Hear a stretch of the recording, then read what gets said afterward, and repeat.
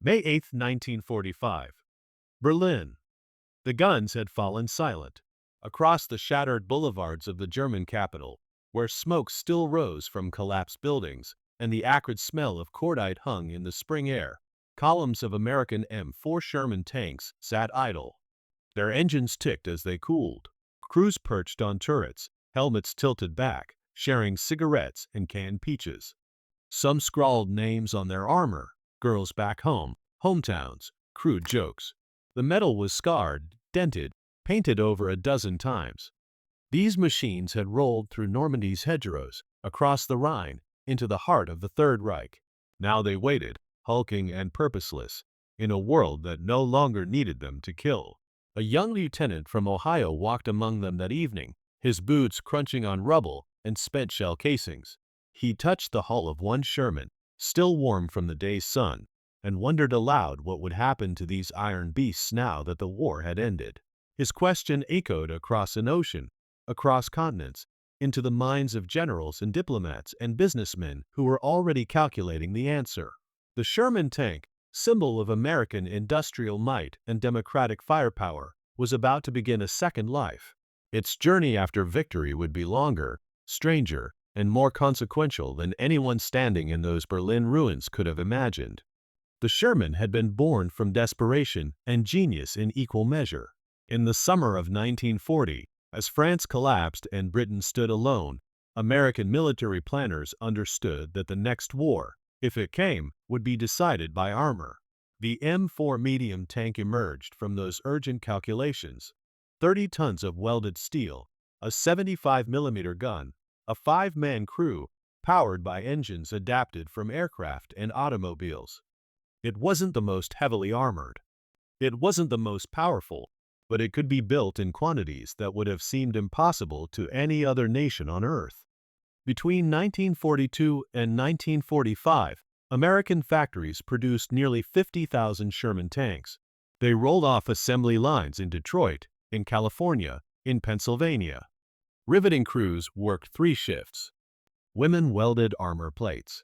The Sherman became the four-wheeled embodiment of American industrial democracy, mass-produced, reliable, and utterly overwhelming in number.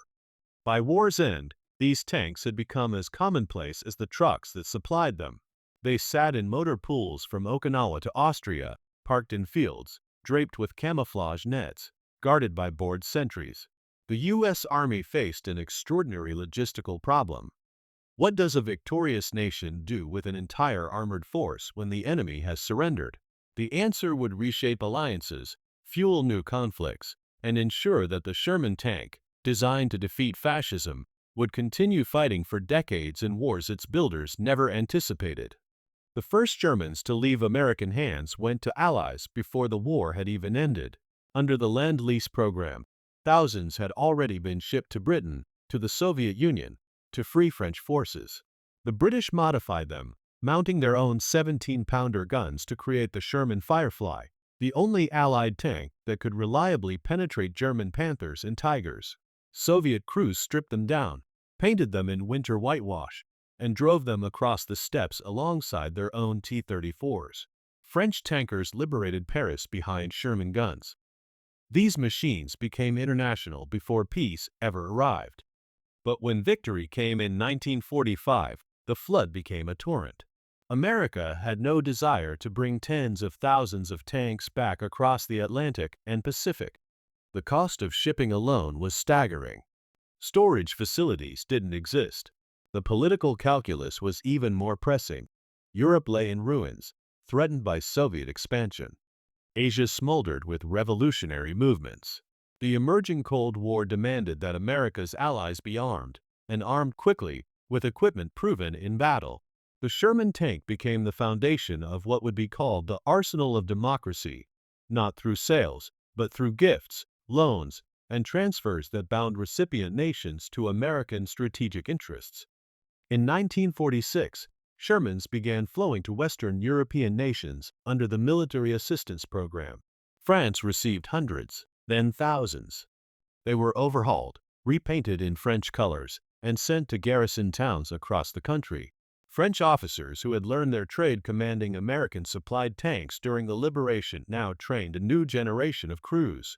The Sherman became the backbone of the French armored force, supplementing and eventually replacing the hodgepodge of captured German vehicles and outdated French designs. These tanks represented continuity, a physical link between wartime alliance and post-war security. They also represented dependency. France's military strength in the late 1940s rested substantially on American equipment, American spare parts, American goodwill. Britain, exhausted financially and materially by 6 years of war, retained its Shermans by necessity. The British Army had fielded thousands during the war, and while British designers dreamed of new indigenous tanks like the Centurion, economic reality imposed harsh limits. Shermans remained in British service through the late 1940s, stationed in Germany as part of the occupation forces, deployed to colonial garrisons from Egypt to Malaya. British tankers maintained a complicated relationship with the Sherman. They respected its reliability, its mechanical simplicity, the ease of repairs. They also remembered its vulnerabilities, the high profile, the thin armor, the tendency to burn when penetrated. German tankers had called it the Tommy Cooker. British crews never forgot. Yet there they were, years after victory, still climbing into Sherman turrets because nothing else was available in sufficient numbers. Italy, former enemy turned ambiguous ally, received Shermans as well. The Italian army had been shattered by defeat, its own tank forces decimated or captured. In the new geopolitical order, Italy represented a crucial bulwark against communism in the Mediterranean. American planners approved transfers of surplus Shermans to reconstitute Italian armored units. Italian crews, some of whom had fought in North Africa in Fiat and German tanks, now trained on American equipment. The psychological shift was profound. Former adversaries now trusted with the same machines that had helped defeat them. The Sherman became a symbol of Italy's reorientation toward the West, toward NATO, toward a new European order where yesterday's enemies became today's partners against a common Soviet threat. Belgium, the Netherlands, Denmark, Norway, all received Shermans in the post-war years. Small nations rebuilding military forces from nothing needed armor quickly and cheaply. The Sherman fit perfectly. It required relatively modest logistical support. Spare parts were abundant. Training manuals existed in multiple languages. These tanks became the visible face of NATO's collective defense in the early Cold War. They rolled through training exercises in the German countryside, rumbled through Brussels and Amsterdam in military parades, stood guard at border crossings where East met West. To civilian populations, still traumatized by occupation and war, the sight of Sherman tanks, painted in national colors but unmistakably American in origin, offered psychological reassurance. The protector of 1944 remained the guarantor of 1947, 1948, 1949. But the Sherman's post-war journey didn't stop at European borders. Asia beckoned. The Pacific theater had ended in atomic fire and Japanese surrender, but Asia itself remained violently unsettled. Nationalist and communist forces competed for control of China. Korea, divided at the 38th parallel, festered with rival governments. Colonial empires crumbled while new nations emerged in blood and revolution. Into this maelstrom, the Sherman tank arrived as both weapon and political statement. The Chinese nationalist government of Chiang Kai-shek received hundreds of Shermans as American support for the ongoing civil war against Mao Zedong's communist forces. These tanks were shipped to Chinese ports, unloaded by sweating coolies, and driven inland along roads that had never been designed for armor. Nationalist tank crews, trained by American advisors, struggled with maintenance and tactics. The Sherman had been built for European plains and North African deserts, not the mountains and rice paddies of China. Mechanical failures plagued operations. Spare parts were siphoned off by corruption. Fuel supplies proved unreliable. Yet the Shermans fought. They rumbled through the streets of contested cities, fired their 75mm guns at communist positions, became symbols of nationalist military strength, even as that strength proved illusory. When the nationalists collapsed in 1949 and fled to Taiwan, They took what Shermans they could salvage. The rest fell into communist hands, prizes of war that the People's Liberation Army studied, cannibalized for parts, occasionally pressed into service. The irony was exquisite. American tanks, sent to prevent communist victory, now parked in victory parades under red flags in Beijing. The Sherman had changed sides, not through choice, but through the vagaries of history. Chinese communist propaganda made much of this, photographing captured American equipment as evidence of imperialist failure. But privately, Chinese military officers recognized the Sherman's quality. Years later, when China developed its own armored forces, traces of Sherman design philosophy, the emphasis on reliability over sophistication, on numbers over individual superiority, would echo in their decisions. Korea exploded into war in June 1950. North Korean forces, equipped with Soviet T-34 tanks, crashed across the 38th parallel and drove south. The South Korean army, poorly equipped and unprepared, possessed no armor to resist. Within days, American forces intervened, rushing equipment and men from Japan. The Sherman tank returned to combat. The Korean War became the Sherman's last major American engagement. M4A3 variants, some with 76mm guns, landed at Pusan and moved north to stem the communist advance. American tankers, many of them World War II veterans, climbed back into familiar turrets. The terrain was miserable, narrow mountain roads, mud that swallowed vehicles, winter cold that froze engines, and frostbit crews. But the Sherman proved its worth once more. It could maneuver where heavier tanks bogged down. Its gun, while inferior to the Soviet 85mm, could still kill T-34s at reasonable range. More importantly, there were enough Shermans to be everywhere. They supported infantry assaults, held defensive lines, interdicted supply routes. By the time the war ground to stalemate in 1953, Shermans had fought from Pusan to the Yalu River and back, accumulating another war's worth of scars and stories. South Korea, when the armistice came, kept its Shermans. The United States transferred hundreds more as part of post-war military aid. Through the 1950s and into the 1960s, the Sherman formed the core of South Korean armored strength. Crews trained and retrained, maintenance schedules were religiously observed, upgrades were applied when possible. These tanks represented not just military capability, but national survival. The memory of 1950, of being overrun, of having no answer to enemy armor, haunted Korean military planning. The Sherman became totemic, old, obsolescent by global standards, but proven and reliable. Better an old Sherman than no tank at all. Japan, occupied and disarmed after surrender, was eventually permitted to recreate military forces under American supervision. The new self-defense forces received Shermans beginning in the mid-1950s. Japanese tankers, many of whom had fought against Shermans in the Pacific, now learned to operate them. The cultural and psychological complexity was profound. These were the machines that had helped destroy the Japanese Empire. Now they defended a new, democratic Japan under American protection. Japanese crews approached the Sherman with professional respect and private ambivalence. It was reliable, yes. It was proven. It was also a constant reminder of defeat and dependency. Yet Japan kept its Shermans in service for years, lacking the industrial capacity or political authorization to build replacements. The Sherman became part of Japan's transformation from militarist aggressor to pacifist ally, a metal bridge between two incompatible identities. The Middle East drew Shermans like a magnet. Israel's creation in 1948 triggered immediate war with surrounding Arab states. The new nation, outnumbered and outgunned, scrounged weapons from anywhere possible.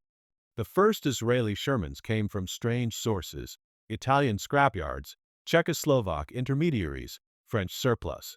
They were obsolete models, some dating to early war production, many in terrible condition.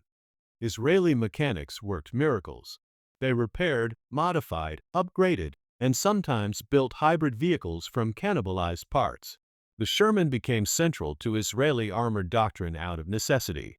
But the real flood came after the 1956 Suez Crisis.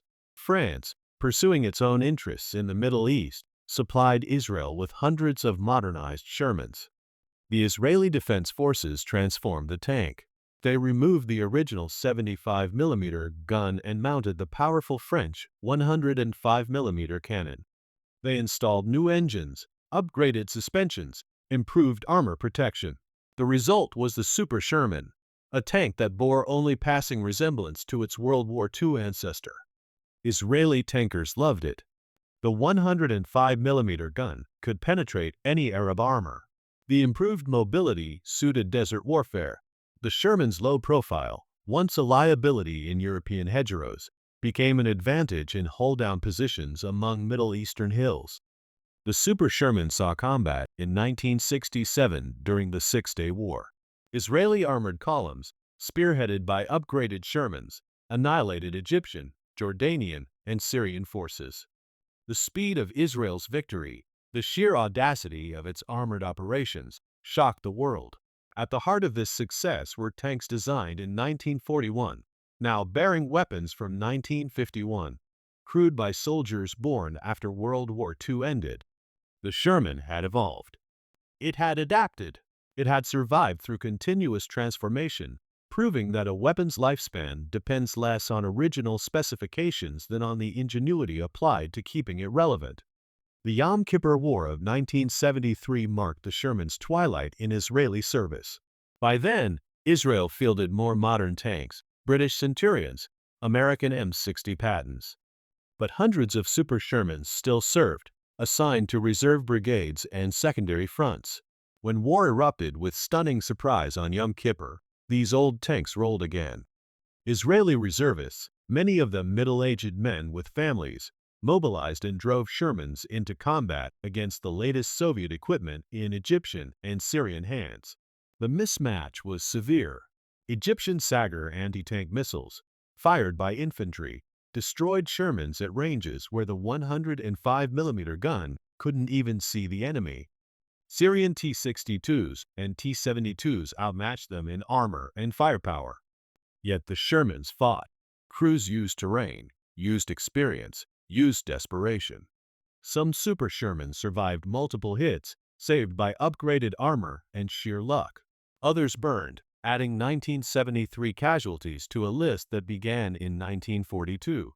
After 1973, Israel retired its Shermans from frontline combat.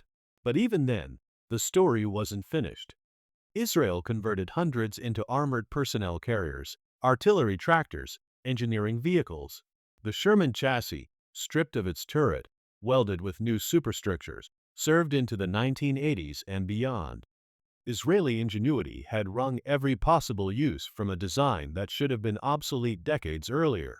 The Sherman became proof of a principle: a good design, properly maintained and continuously updated, can outlive its era.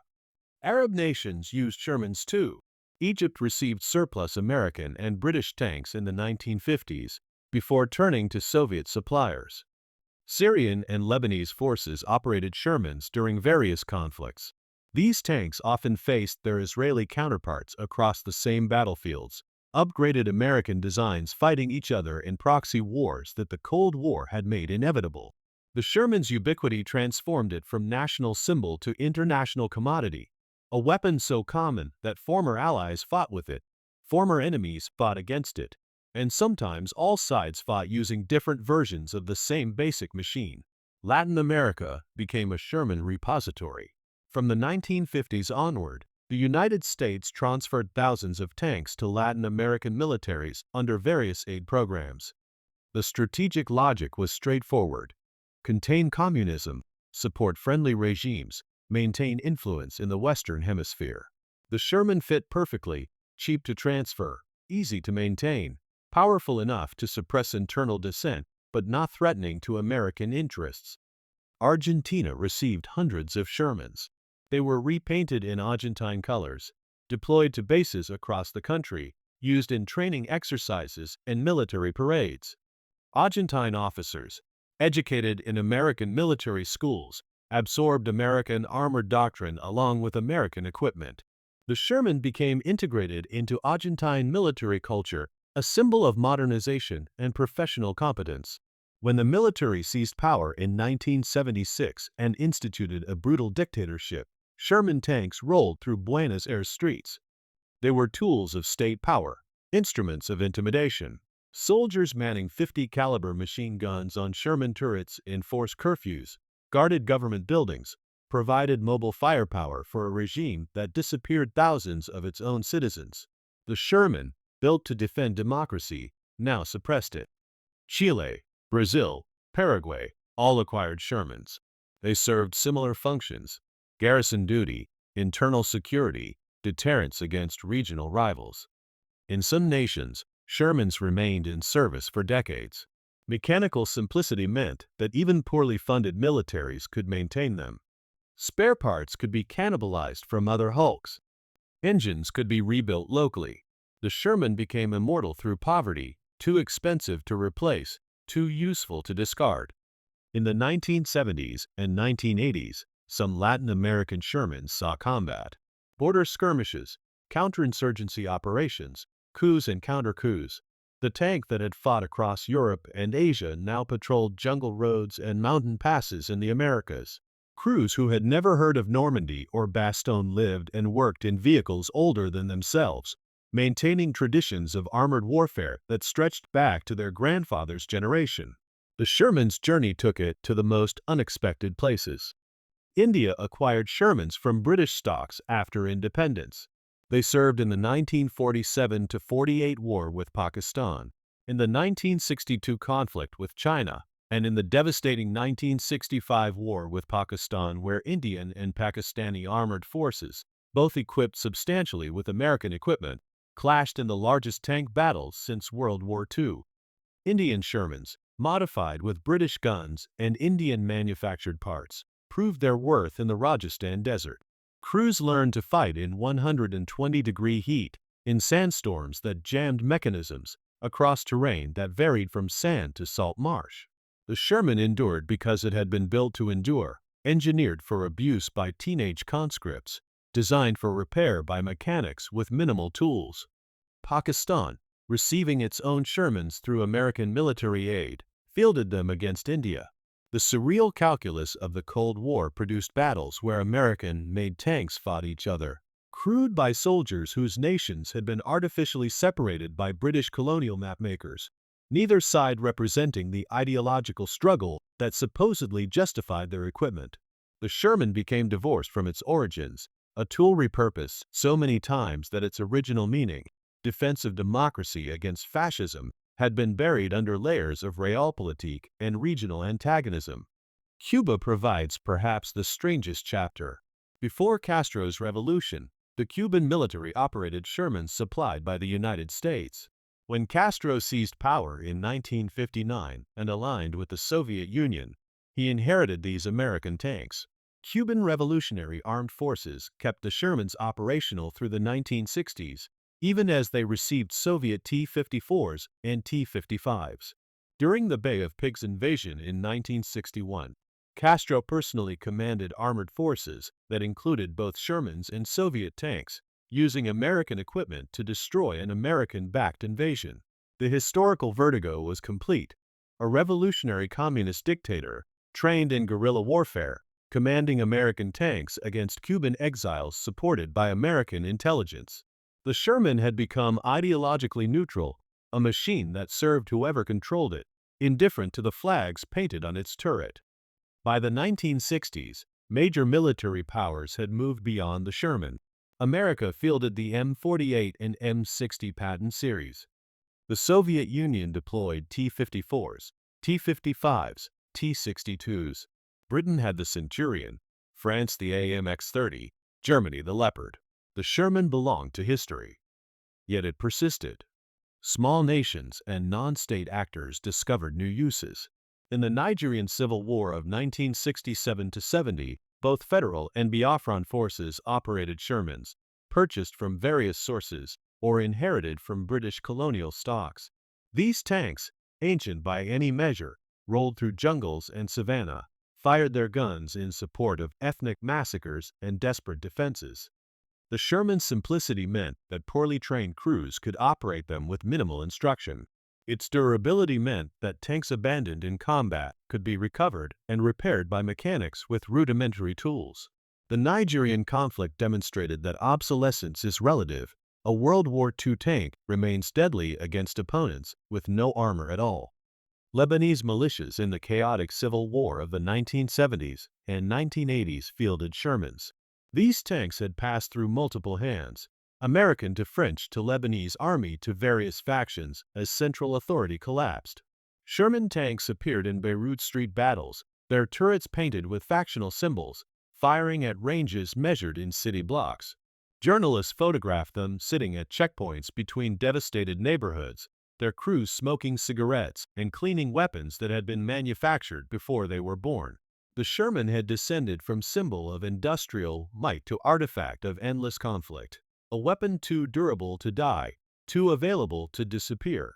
Somali forces used Shermans in the Ogaden War of 1977–78, attacking Ethiopian positions with tanks that predated Somali independence. The Ethiopians, backed by Soviet advisors and equipment, destroyed most of them easily. But the fact that Shermans fought at all, 3 decades after World War II, testified to the tank's strange afterlife. It had become the armored equivalent of the AK-47, simple, reliable, ubiquitous, passed from hand to hand across generations in conflicts, its original purpose forgotten but its utility enduring. Even stranger uses emerged. Agricultural companies in several countries purchased decommissioned Shermans and converted them into tractors. The powerful engines and robust chassis proved ideal for heavy plowing and land clearing. In Israel, in South America, in Southeast Asia, former instruments of war pulled plows through fields. The turrets were removed, the armor plates sometimes stripped away, the tracks maintained for decades of agricultural service. Farmers who had never heard a shot fired in anger operated machines that had once thundered across Normandy. The transformation was complete. Swords into plowshares, rendered literal through surplus military equipment and peasant ingenuity. Museums acquired Shermans by the hundreds. Veterans groups purchased them for memorials. Town squares across America hosted Sherman tanks on concrete pedestals, painted in parade colors, commemorating local units or deceased servicemen. European towns mounted them at liberation sites, brass plaques explaining their significance. These static displays became history lessons in steel, teaching generations born after the war what their grandparents had built and fought with. Children climbed on them during summer afternoons. Veterans stood before them in silence, remembering. The Sherman became monument, its warfighting days finished, but its symbolic power undiminished. Collectors entered the picture in the 1970s and 1980s.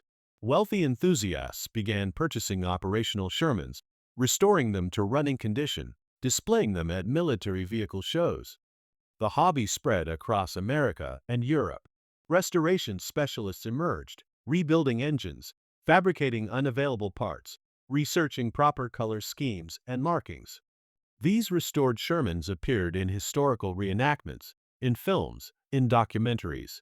They served a new purpose, not as weapons, but as time machines, physical links to an era that was rapidly passing from living memory into history.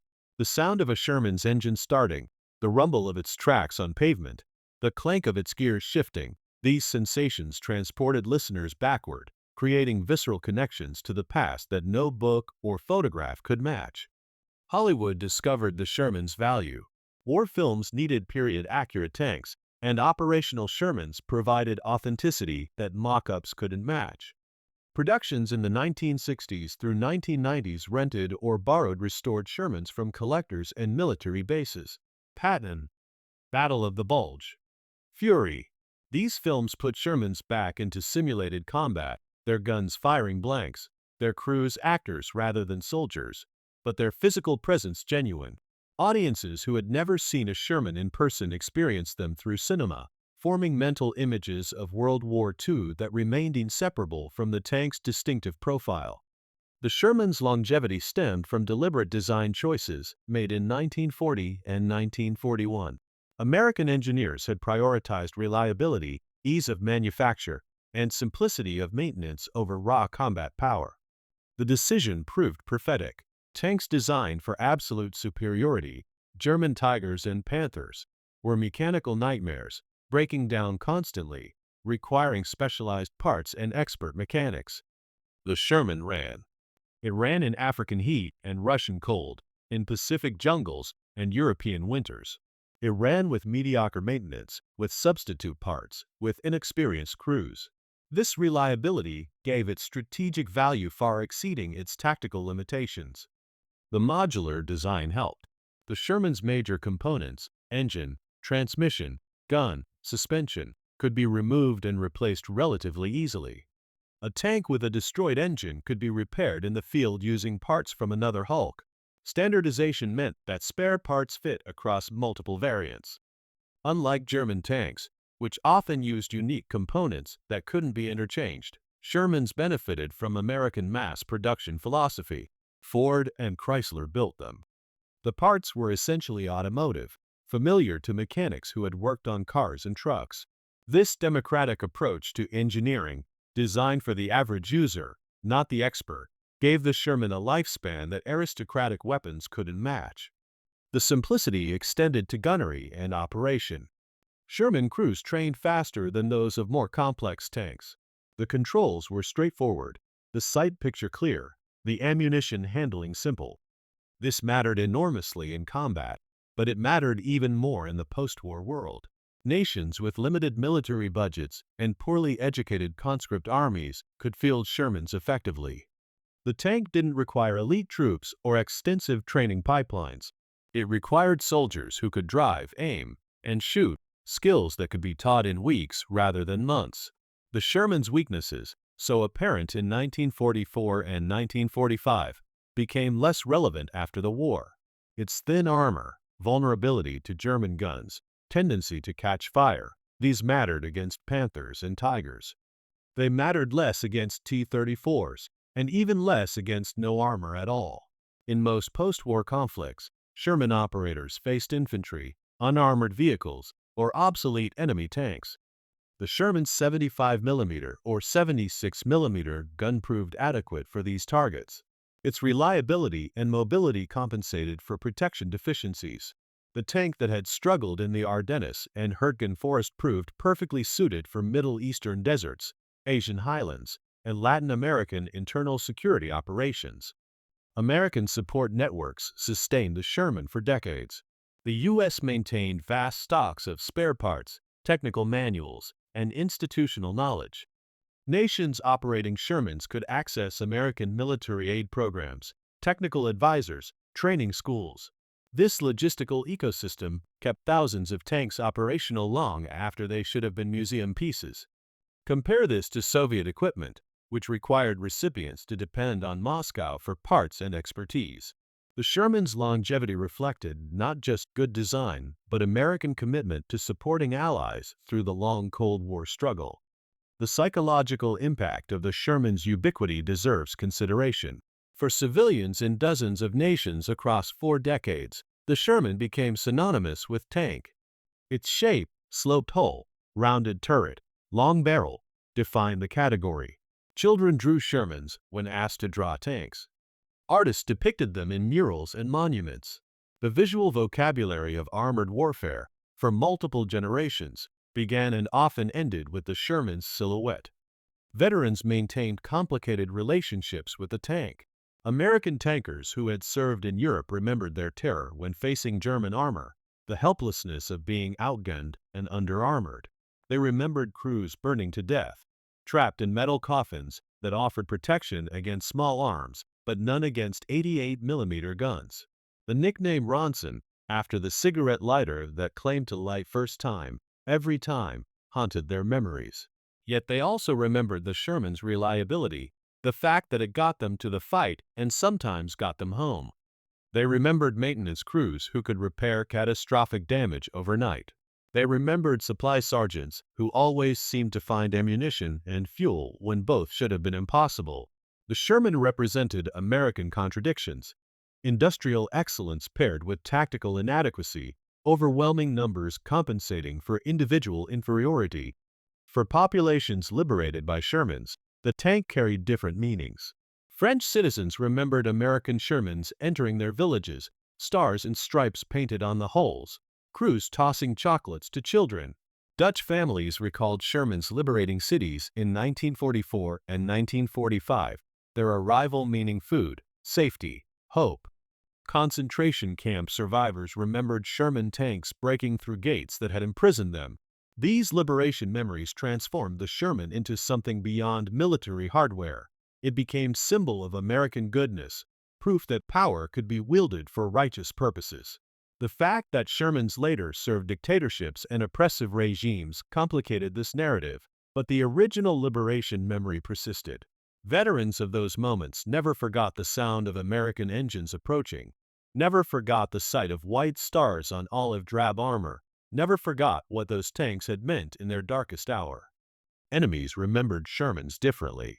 German veterans, in memoirs and interviews, often expressed contempt for the Sherman's combat performance while acknowledging grudging respect for American production capacity. They had destroyed Shermans by the hundreds, had learned to exploit its weaknesses, had developed tactics specifically to defeat it. Yet they had lost the war, overwhelmed by sheer numbers, by the reality that 5 Shermans could be replaced before 1 Panther. Japanese veterans remembered Shermans as monsters, invulnerable compared to Japanese tanks, possessed of firepower that demolished defensive positions, symbols of the industrial disparity that made Japanese defeat inevitable. For enemies, the Sherman represented not technological superiority, but quantitative ruthlessness, the willingness to sacrifice individual perfection for collective dominance. By the 1980s, the Sherman had finally begun to fade. Modern tanks, with composite armor, advanced fire control systems, gas turbine engines, made World War II armor definitively obsolete. The few nations still operating Shermans relegated them to reserve roles, ceremonial duties, or scrapyards. The metal was recycled, melted down, reborn as automobiles and appliances and construction materials. The circle closed, ore mined in Minnesota, smelted in Pennsylvania, formed into armor in Detroit, shipped to Europe, returned and recycled decades later. The Sherman dissolved back into the industrial ecosystem that had created it. Yet the Sherman never completely disappeared. Thousands remain in museums worldwide. Dozens are still operational, maintained by collectors and historical societies. Every year, Shermans start their engines and drive-through demonstrations and reenactments, keeping mechanical knowledge alive. Veterans organizations maintain Sherman monuments. Film productions continue using them when authenticity matters. The tank persists in cultural memory, in books and documentaries, in video games and popular imagination. The Sherman's post-war journey revealed truths about military equipment that transcend any specific weapon. A tank is never just a tank. It is political statement, economic investment, symbol of national will, instrument of foreign policy, tool of oppression, agent of liberation, sometimes all simultaneously. The Sherman embodied American power in the mid-20th century, and its dispersal across the globe represented the exercise of that power. Every nation that received Shermans became tied to American strategic interests, dependent on American goodwill for spare parts and support. The tank became leverage, binding recipients into relationships they couldn't easily escape. The Sherman also demonstrated that obsolescence is contextual. Against German armor in 1944, the Sherman was outmatched. Against T-34s in Korea, it was adequate. Against insurgents in Latin America, it was overwhelming. Against infantry in Africa and Asia, it was invincible. The same machine, unchanged in essential characteristics, shifted from vulnerable to dominant depending on context. This relativity of military capability would become increasingly important as Cold War conflicts spread across the developing world, where yesterday's weapons remain today's decisive tools. The philosophy embedded in the Sherman's design, reliability over perfection, quantity over quality, simplicity over sophistication, proved more enduring than anyone anticipated. American military procurement has repeatedly struggled with the opposite approach, seeking technological perfection, building small numbers of extremely capable platforms, creating weapons so complex they strain maintenance capacity. The Sherman success suggests an alternative path.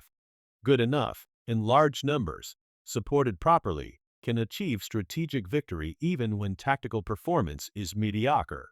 This lesson, learned in 1942, forgotten and relearned repeatedly since, remains relevant in debates about military spending and weapons development. The final Sherman combat operations occurred in the 1980s. Israeli-modified Shermans served in Lebanon. Latin American Shermans participated in border incidents and internal security operations. These last fights involved tanks that had been manufactured 40 years earlier, operated by crews born decades after World War II ended, fighting in conflicts completely divorced from the war that had justified the Sherman's creation. The disconnect was total, yet the continuity was undeniable. The same mechanical principles, the same design philosophy, the same basic tools of armored warfare persisted across generations because they worked. When historians someday write the complete biography of American military power in the 20th century, the Sherman tank will occupy a central chapter. Not because it was the best tank, it wasn't. Not because it won dramatic victories, it participated in many but rarely dominated tactically. Rather, because it represented American strengths more perfectly than any other weapon: industrial capacity, logistical excellence, democratic engineering, strategic patience, willingness to accept tactical inadequacy in pursuit of operational victory. The Sherman embodied the American way of war.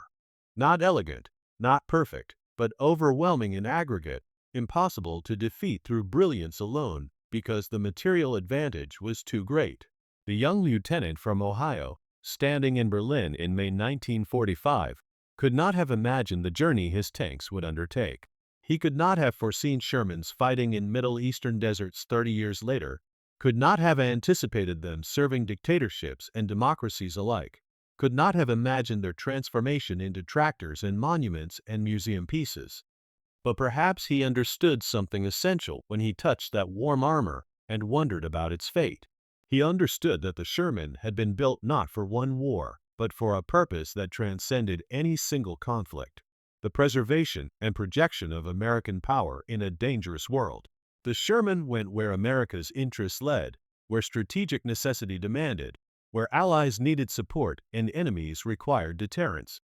It went to Asia and Europe, to Africa and Latin America, to every corner of a world being remade by Cold War competition. It served causes noble and corrupt, defended freedom and enabled tyranny, killed in the name of liberation and in the name of oppression. It was instrument, not actor; tool, not agent. The Sherman went where it was sent, did what it was designed to do, and persisted because it had been built to last. In the end, the Sherman's post-war odyssey illustrated a fundamental truth about military power: weapons outlive their wars. They persist, migrate, transform, serve new masters, fight new battles, embody new meanings. The tank built to defeat Hitler defended Israel, suppressed dissent in Argentina, fought itself in Indo-Pakistani wars, ended as tractor in Israeli fields and monument in French squares. Its journey was never straightforward, never simple, never purely heroic or purely tragic. It was complicated, messy, contradictory, like history itself, like American power itself, like the mid-20th century world that created it and was changed by it. The Sherman is gone now, mostly, scrapped or displayed, silent or ceremonial, remembered by fewer people each year as the generation that built and fought with it passes into history. But its influence persists in unexpected ways: in design philosophies, in strategic doctrines, in the networks of alliance and dependency that still structure international relations, in the museums where children learn about their grandparents' war, in the cultural memory of what American power looked like when it was young and confident and overwhelming.